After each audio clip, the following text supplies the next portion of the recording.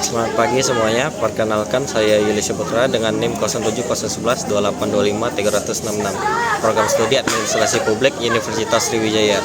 Video ini dibuat dalam rangka memenuhi tugas mata kuliah Teori Administrasi Publik yang diampu oleh Ibu Dian Anggraini, SIP MSI, di mana saya akan menjelaskan definisi administrasi dan publik, paradigma administrasi publik, serta administrasi publik klasik. Untuk yang pertama, definisi dasar dari administrasi. Administrasi merujuk pada seluruh proses terorganisir untuk mengelola sumber daya seperti manusia, keuangan, material, informasi guna mencapai tujuan tertentu secara efisien dan efektif.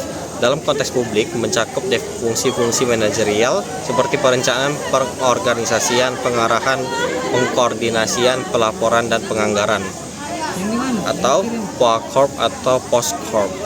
Yang kedua, istilah publik. Istilah yang mengacu pada masyarakat secara keseluruhan, kepentingan umum, dan urusan negara atau pemerintahan. Membedakan ranah publik yang dari sektor privat yang berorientasi laba. Yang ketiga, definisi dari administrasi publik dan praktik pengelolaan urusan pemerintahan dan pelayanan kepada masyarakat, yang berperan sebagai jembatan antar kebijakan politik dan implementasi, instrumentasi dan mewujudkan nilai-nilai publik seperti keadilan, hak, partisipasi, transparansi. Terakhir, sistem pengelolaan sumber daya untuk kesejahteraan masyarakat. Yang kedua, saya menjelaskan bagaimana paradigma administrasi publik. Dari itu, paradigma merupakan cara pandang fundamental yang membentuk pemahaman dan praktik dalam disiplin ilmu ini. Henry mengidentifikasi 5 evolusi paradigma. Yang pertama, dikotomi politik administrasi dari 1900 sampai 1926. Yang tokohnya yaitu Woodrow Wilson, Frank G. Goodenough. Intinya, pemisahan tegas antara politik dan administrasi. Lokus dari paradigma ini birokrasi pemerintah dan fokusnya efisiensi administrasi dan netralitas birokrasi. Semboyannya run government like a business. Paradigma yang kedua, prinsip-prinsip administrasi dari tahun 1927 sampai 1937. Tokohnya Luther Gulick, Lyndall Urwig. Intinya pencarian prinsip universal administrasi seperti POSKORP. Lokusnya birokrasi pemerintah dan fokusnya prinsip-prinsip efisiensi dan struktur organisasi. Yang terakhir, untuk kritik dari paradigma ini, prinsip dianggap terlalu mekanistik. Lalu paradigma ketiga, administrasi publik sebagai ilmu politik. Tokohnya Robert Dahl, Dwight Waldo. Intinya penolakan dikotomi. Kemudian administrasi adalah bagian integral proses politik.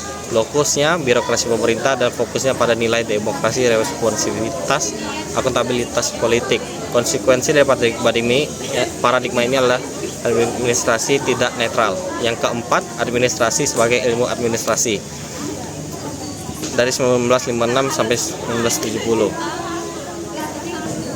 dengan tokohnya Herbert Simon dengan teori keputusannya. Intinya mencari identitas otonom terpisah dari ilmu politik.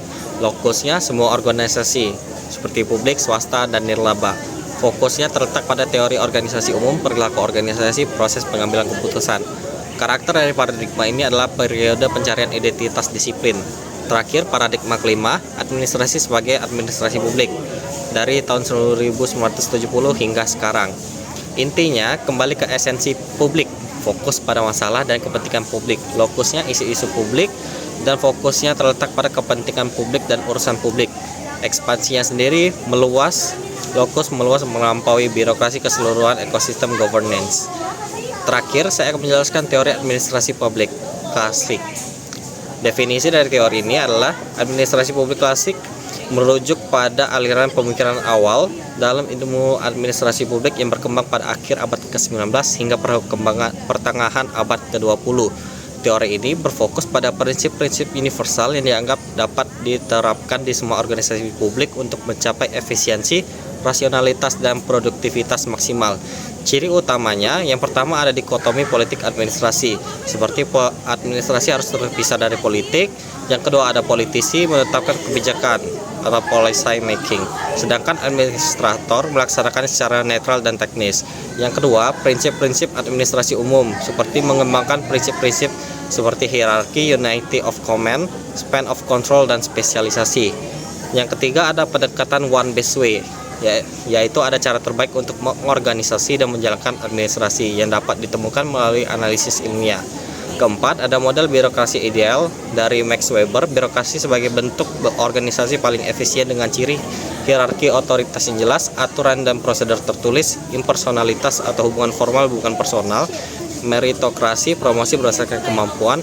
Yang kelima, ada efisiensi sebagai nilai inti, di mana terinspirasi dari manajemen ilmiah Frederick Taylor atau Taylorism yang menekankan waktu kerja, standarisasi, dan kontrol ketat. Tokoh kuncinya itu Woodrow Wilson dalam esainya The Study of Administration 1887, di mana ia menyuruhkan administrasi sebagai disiplin ilmiah yang terpisah dari politik. Sementara itu, Max Weber mengembangkan teori birokrasi sebagai bentuk organisasi rasional. Kemudian ada Frederick Taylor di mana konsep scientific management untuk optimisasi pekerjaan. Lalu ada Gertrude Gulick dan Linda Ulrich di mana mereka mengembangkan prinsip-prinsip administrasi seperti POSCORP, yaitu planning, organizing, staffing, directing, coordinating, reporting, and budgeting. Yang terakhir, untuk kritik terhadap teori klasik ini sendiri, yang pertama ada mengabaikan faktor manusia dan non-rasional, terlalu mekanistik, mengabaikan motivasi dan budaya, dan dinamika informal. Yang kedua, ada prinsip universal di mana tidak realistis, konteks organisasi dan lingkungan berbeda-beda. Yang ketiga, ada netralisasi administrasi ilusif. Administrasi tidak sepenuhnya netral, sering terlibat dalam proses politik. Keempat, kelakuan birokrasi di mana dapat menghambat inovasi dan respon terhadap perubahan. Kesimpulannya, administrasi publik adalah bidang dinamis yang terus bertransformasi. Ia berkembang dari konsep yang sempit tentang efisiensi birokrasi menuju pemahaman yang lebih luas tentang perannya dalam proses politik, pengambilan keputusan, dan pencapaian tujuan publik dalam ekosistem tata kelola governance yang lebih kompleks. Sekian video dari saya, terima kasih.